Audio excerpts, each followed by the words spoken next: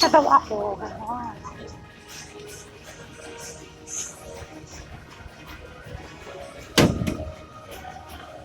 Merong mga nagmamadali dyan na, oh, wala na yung ulan.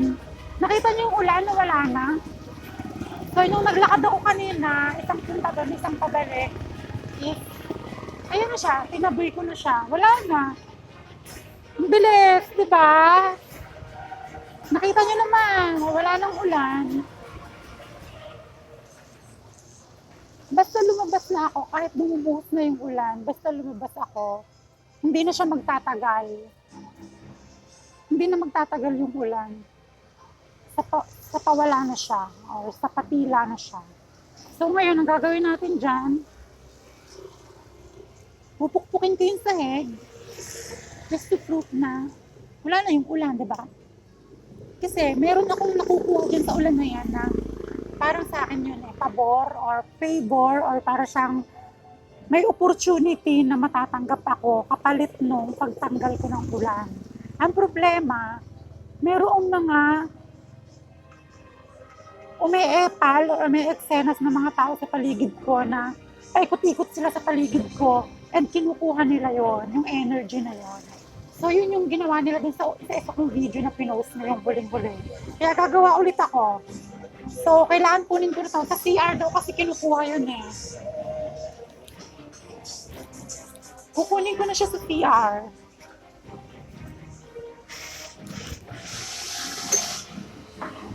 Ayan! So ako ang makakakuha nito. So ganun.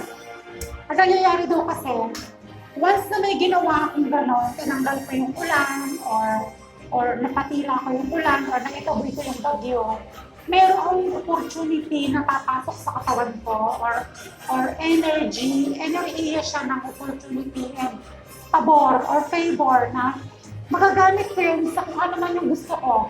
Yan. Kapalit siya ng pagtaboy ko ng ulan, pagtaboy ko ng bagyo.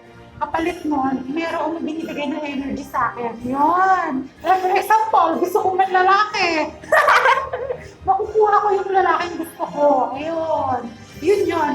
And may mga babaeng umiepal sa akin na pag nakalimutan ko pumasok ng CR, minsan kasi hindi ko na kinukuha talaga eh.